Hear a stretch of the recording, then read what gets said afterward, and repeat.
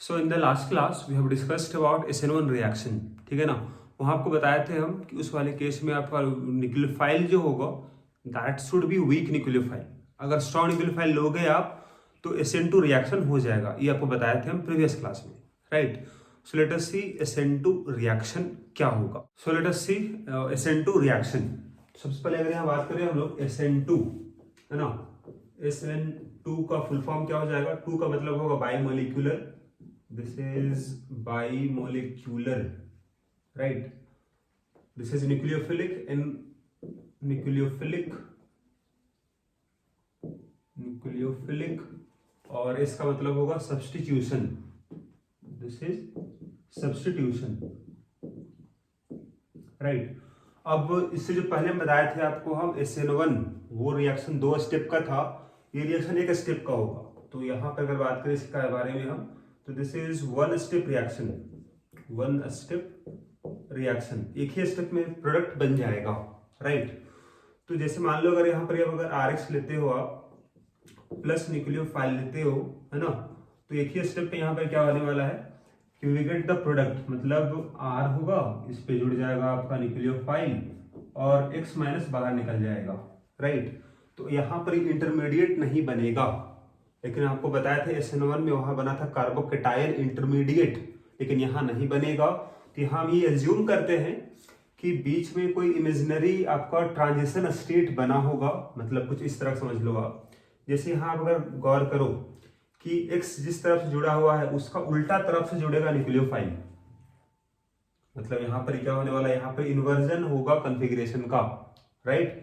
मतलब अगर R था और यहाँ X का बॉन्डिंग था, तो इसमें कौन जुड़ेगा? न्यूक्लियोफाइल इसमें जुड़ेगा। तो सपोज हम ये बनाने वाले हैं कि ट्रांजिशन स्टेट क्या होगा, मतलब प्रोडक्ट और रिएक्टेंट के बीच में जो कुछ बना होगा, है ना, उसको बोलेंगे हम transition state. And this is imaginary, है ना। इंटरमीडिएट जो बनता है वो carbocation, carbon ion, free radical, they are real. भले वो आपको बहुत कम समय के लिए बनेगा लेकिन बनता है, लेकिन ये आपका रियल में इसका एक्सपेरिमेंटल एविडेंस नहीं है बनने का। बस हम ऐसा एज्यूम करते हैं कि सपोज किसी टाइम पे ये बॉन्ड ब्रेक हो रहा होगा, उसी टाइम पर ये बॉन्ड बन रहा होगा। तो ये जो बॉन्ड आपके पास है, यहाँ पर ये बॉन्ड ब्रेकिंग हो रहा है, बॉन्ड ये टूट रहा है और ये बॉन्ड बन रहा है, बॉन्ड यहाँ पर फॉर्मेशन हो रहा है, राइट। तो यहाँ पर ये आपका जब बॉन्ड इसका ब्रेक होगा तो यहाँ डेवलप होगा पार्शियल नेगेटिव चार्ज, अभी दिस इज डेल्टा माइनस। और चूंकि यहाँ पहले से नेगेटिव चार्ज अगर था तो ये अब यहाँ लिखा सकते हो आप डेल्टा माइनस हो जाएगा और बीच वाला क्या होगा, डेल्टा प्लस होगा, राइट। तो इस तरह से बनेगा आपका transition state. This is known as transition state, transition state बोलते हैं। And this one is imaginary, ये आपका रियल में एग्जिस्ट नहीं करता है, इसका कोई प्रूफ नहीं है, राइट। बस यहाँ बोलते हैं कि सपोज अगर जिस समय बॉन्ड टूट रहा होगा उसी समय पे न्यूक्लियोफाइल यहाँ बॉन्ड बना रहा होगा, उसको यहाँ दिखाए हैं। फाइनली क्या होगा, ये पूरा बॉन्ड टूट जाएगा, ये बॉन्ड बन जाएगा, तो दिस इज द प्रोडक्ट बन जाएगा और X माइनस बाहर निकल जाएगा, right. So this is 1 step reaction, एक ही स्टेप में रिएक्शन होगा, बस बीच में हम इसको बना दिए हैं। This is 1 is the imaginary, है ना, this is known as transition state, right. तो अगर यहाँ आप ये ध्यान दो कि इस रिएक्शन वाले केस में क्या बोले आपको हम, इन्वर्जन टेक्स प्लेस, है ना, तो यहाँ लिख लोगे आप inversion in configuration, inversion in configuration takes place, ठीक है ना। ऐसा क्यों होगा? Due to back side attack of nucleophile, क्योंकि न्यूक्लियोफाइल जो होगा वो अटैक करेगा फ्रॉम बैक साइड। ऐसा क्यों, बात यहाँ समझ लो आप। इसे मान लेते हैं अगर यहाँ पर R था और X था, इसके पास तो लोन पेयर होता है, अंडरस्टूड है, हेलोजन है, इसमें चार्ज डेवलप होता है माइनस, राइट। तो यहाँ पर चार्ज डेवलप है आपका माइनस, इसमें होता है आपका प्लस। तो यहाँ पर क्या बोला गया, आपका रिएक्शन एक स्टेप में होगा, इसका मतलब ये बॉन्ड अभी यहाँ ब्रेक नहीं हुआ है, उसी समय न्यूक्लियोफाइल इससे रिएक्शन करने आ जाएगा। तो न्यूक्लियोफाइल अगर आगे से रिएक्शन करने आएगा, मतलब जिधर हैलोजन है उधर से रिएक्शन नहीं कर पाएगा, क्योंकि रिपल्सन हो जाएगा, इसमें भी नेगेटिव चार्ज, इसमें भी नेगेटिव चार्ज, तो माइनस माइनस रिपल्सन होगा, तो आगे से बॉन्ड नहीं बना पाएगा, इधर से नहीं आ पाएगा आगे से। तो this will approach from back side, तो न्यूक्लियोफाइल को आना पड़ेगा फ्रॉम बैक साइड, मतलब ये बॉन्ड बनाएगा पीछे से, इधर से बॉन्ड ब्रेक होगा, इधर से नया बॉन्ड बनेगा, राइट। तो यहाँ पर ये क्या होने वाला है आपके पास, दिस विल न्यूक्लियोफाइल से यहाँ बॉन्ड बन जाएगा पीछे से और ये बाहर निकल जाएगा। तो due to this back side attack there is inversion in configuration takes place, right. ये तो पहला पॉइंट हुआ, आपका इन्वर्जन यहाँ हो जाएगा, एक स्टेप का रिएक्शन था, राइट। तो अब हम बात करते हैं आपका what are the factors which affect rate of reaction, है ना। तो उसके लिए यहाँ एक पॉइंट ये आपके लिए है कि इसका रेट ऑफ रिएक्शन जो होगा this is equal to rate constant.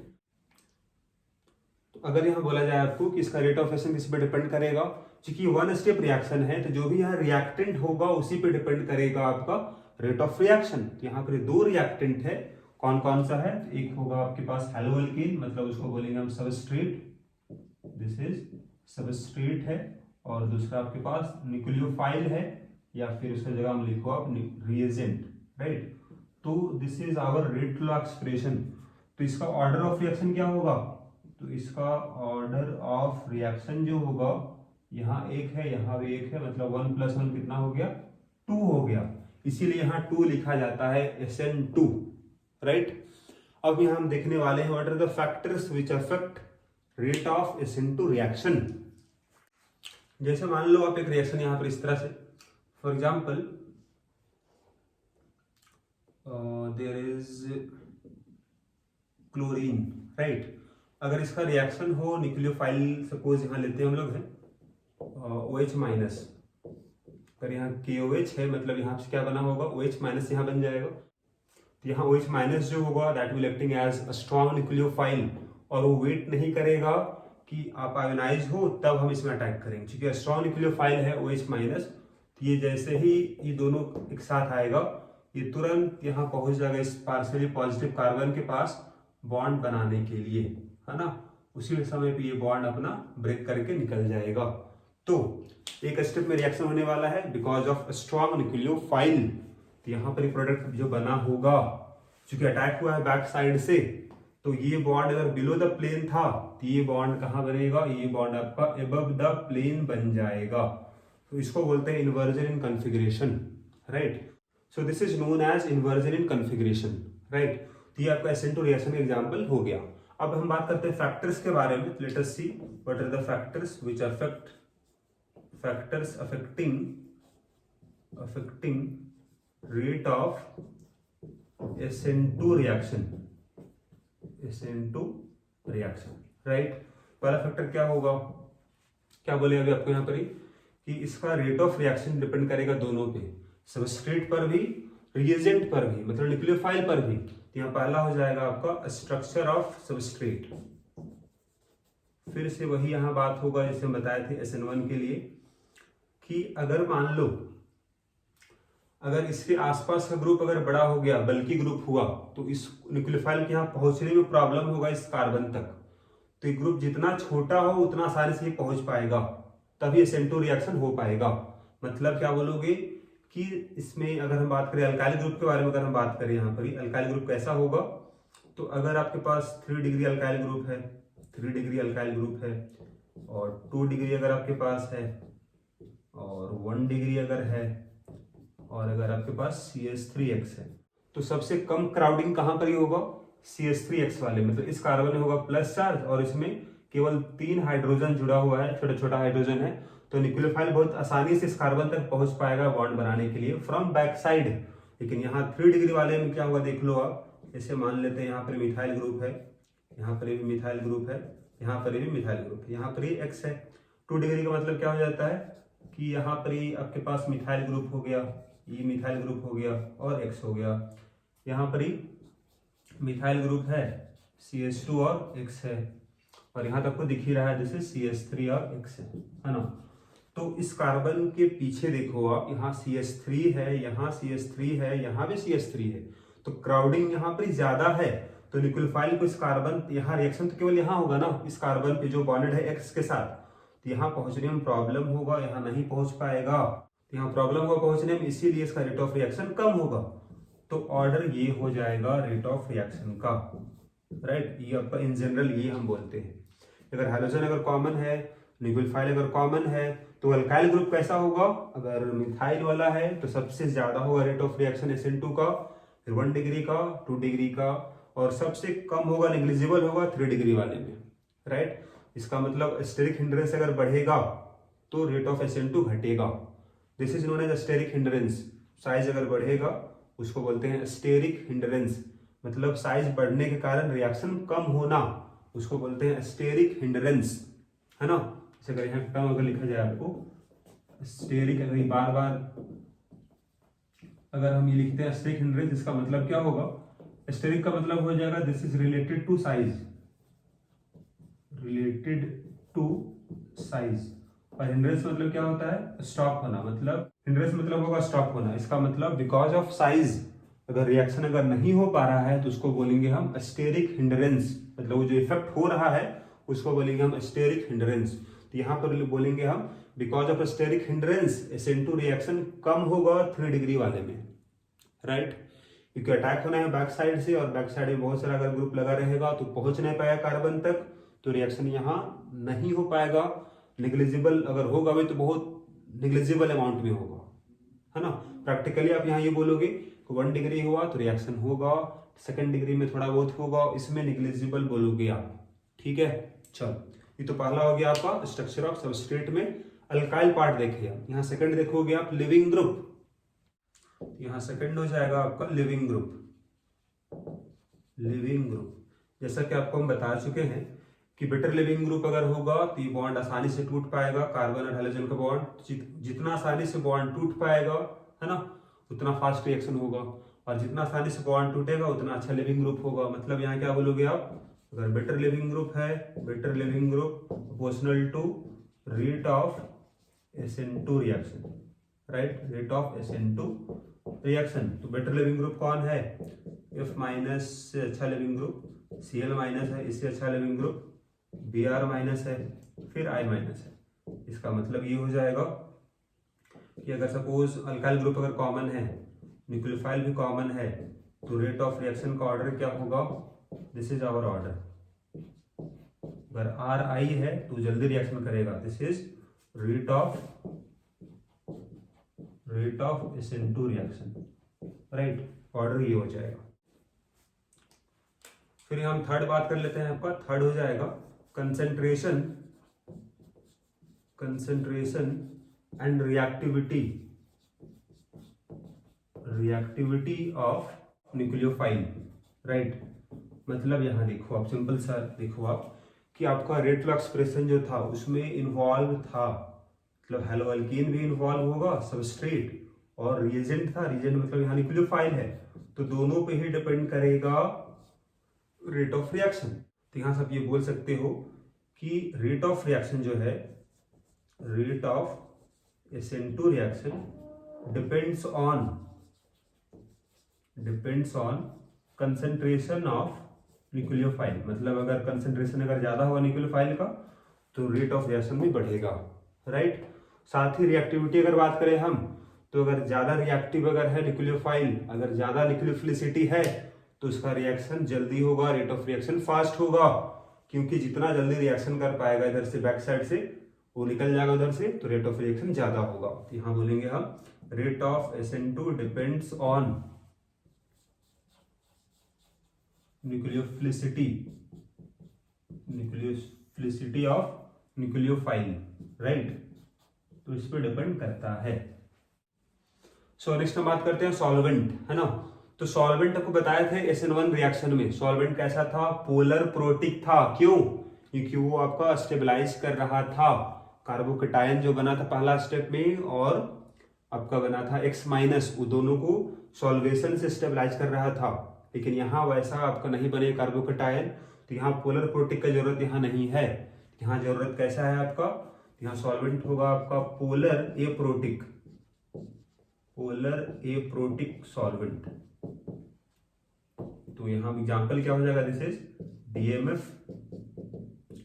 DMSO, acetone, these are known as polar aprotic. DMF अगर बात करें डाइमिथाइल फॉर्मामाइड, तो फॉर्मामाइड अगर बात करें dimethyl formamide, this is the structure of, यहाँ मिथाइल ग्रुप होगा, यहाँ भी मिथाइल ग्रुप होगा, डाइमिथाइल फॉर्मामाइड ये रहा।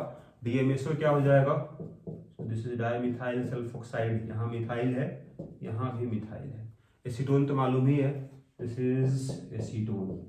तो यहाँ अगर आप ध्यान दो इस वाले में, तो आपका ये इंड क्या होगा, नेगेटिव इंड होगा, ये भी इंड इसका नेगेटिव होगा, और पॉजिटिव इंड के आसपास बल्कि ग्रुप है, मिथाइल ग्रुप है, यहाँ भी पॉजिटिव के चारों तरफ मिथाइल ग्रुप है ना। यहाँ भी अगर देखो आप, ये आपके पास माइनस होगा और ये आपका प्लस होगा, ठीक है ना। तो यहाँ हम ये बोलने वाले हैं कि नेगेटिव जो होगा, नेगेटिव सॉल्वेशन किसका करेगा, दिस विल सॉल्वेट कैटायन, मतलब के प्लस को सॉल्वेट तो कर लेगा, लेकिन OH माइनस को सॉल्वेट नहीं कर पाएगा।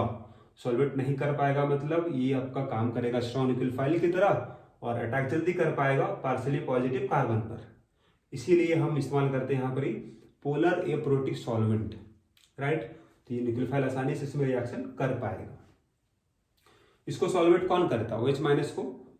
पॉजिटिव, तो पॉजिटिव कहाँ पर ही है, इस सल्फर पे है, और सल्फर बीचों बीच है, उसके चारों तरफ मिथाइल ग्रुप है, यहाँ भी बगल में मिथाइल ग्रुप है, तो ये आपका इफेक्टिवली सॉल्वेट नहीं कर पाएगा, सॉल्वेशन नहीं दिखा पाएगा OH माइनस का। This will acting as strong nucleophile, free रहेगा अटैक करने के लिए इस कार्बन पर, राइट। इसीलिए यहाँ जरूरत है पोलर एप्रोटिक सॉल्वेंट का। नेक्स्ट हम बात करते हैं आपका stereochemistry, stereochemistry of SN2 reaction, stereochemistry of SN2 reaction, right. तो यहां भी बोले आपको हम inversion takes place, inversion takes place. Inversion का मतलब बताए थे आपको हम कि कॉन्फ़िगरेशन उल्टा हो जाएगा। जैसे अगर आपका X अगर इस तरफ है, तो रिएक्शन के बाद क्या होगा, न्यूक्लियोफाइल इसका उल्टा जुड़ेगा, मतलब इस तरफ से बैक साइड से अटैक करेगा न्यूक्लियोफाइल, और X निकल गया। या फिर अभी एक और एग्जाम्पल यहाँ बताए थे आपको हम कि अगर मान लो कुछ इस तरह का, सपोज यहाँ पर एबव द प्लेन था क्लोरीन, अगर इसका रिएक्शन हो जाए सपोज विथ पोटेशियम हाइड्रोक्साइड, तो यहां से बनेगा आपका प्लस, ये बनेगा माइनस, बनेगा प्लस, ये बनेगा माइनस। सॉल्वेंट सपोज आपके पास DMF है, राइट, DMF मतलब सॉल्वेंट हो गया, and this will favour SN2 reaction. Nucleophile भी स्ट्रॉन्ग है, सॉल्वेंट पोलर एप्रोटिक है, तो यहाँ पर जुड़ेगा, यहाँ डेल्टा माइनस होगा, यहाँ डेल्टा प्लस पे अटैक कौन करेगा, OH माइनस। तो यहाँ पर ही अटैक होगा बैक साइड से, ये अटैक करेगा बैक साइड से, और ये निकल जाएगा उसी समय, एक स्टेप में रिएक्शन होगा। तो यहाँ पर ये बैक साइड से जुड़ेगा, मतलब बिलो द प्लेन आ जाएगा आपका OH, है ना, और बाहर निकल जाएगा Cl माइनस, और KCl बन जाएगा, right. This is our product.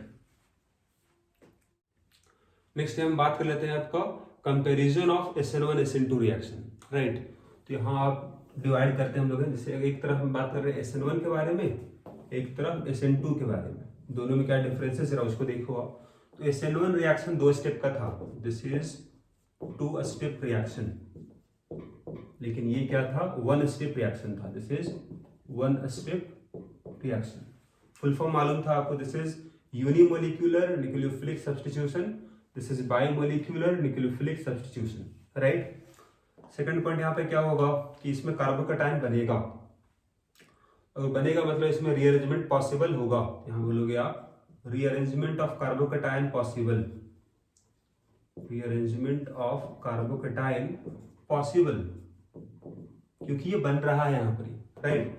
यहाँ पर क्या बोलोगे आप, not possible, rearrangement not possible, यहाँ बन ही नहीं रहा है, तो रीअरेंजमेंट का बात ही नहीं होगा, rearrangement of carbocation do not possible, do not possible, right.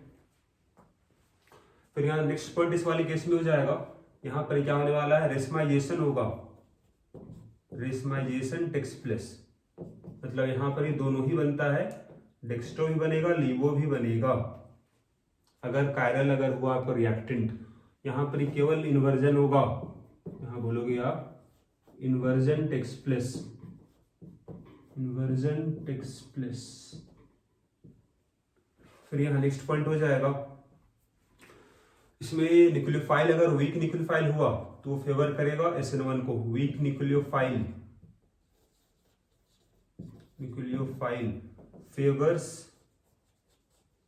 SN1 reaction. कारण क्या है, अगर वीक न्यूक्लियोफाइल हुआ तो SN2 तो होगा ही नहीं, क्योंकि ये केवल होगा स्ट्रॉन्ग न्यूक्लियोफाइल के साथ। तो स्ट्रॉन्ग न्यूक्लियोफाइल अगर हुआ तभी होता है SN2। स्ट्रॉन्ग न्यूक्लियोफाइल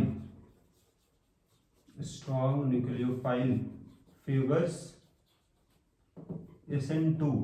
कारण क्या बोलोगे आप, अगर स्ट्रॉन्ग न्यूक्लियोफाइल हुआ तो वेट नहीं करेगा कि पहले आप पहला स्टेप हो जाओ, मतलब कार्बोकेटाइन बन जाओ, फिर हम रिएक्शन करेंगे, वैसा नहीं करेगा वो। अगर स्ट्रॉन्ग होगा तो तुरंत अटैक करेगा हेलोअल्केन पर, एक ही स्टेप में रिएक्शन करवा देगा। तो SN2 होगा तभी जब स्ट्रॉन्ग न्यूक्लियोफाइल होगा। वीक हुआ तो क्या होगा, SN1 होगा। बात करें सॉल्वेंट का, सॉल्वेंट क्या था इसके लिए, this is polar protic solvent अगर है तो that will favour SN1। Polar protic solvent favours SN1 reaction. यहां बोलोगे आप पोलर एप्रोटिक सॉल्वेंट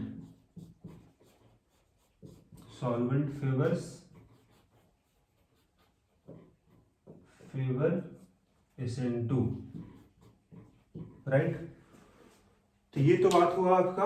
और एक पॉइंट और भी यहाँ बोल सकते हो आप, अगर बात करें हम अल्काइल ग्रुप के टर्म्स में, तो अल्काइल ग्रुप अगर 3 डिग्री अगर अल्काइल ग्रुप है, मतलब हेलोअल्केन अगर 3 डिग्री का है, तो रेट ऑफ SN1 ज्यादा होगा इस वाले केस में as compare to 2 degree haloalkane, और इसका रेट ऑफ रिएक्शन ज्यादा होगा as compare to 1 degree haloalkane, और इसका ज्यादा होगा आपका इस वाले केस से, राइट।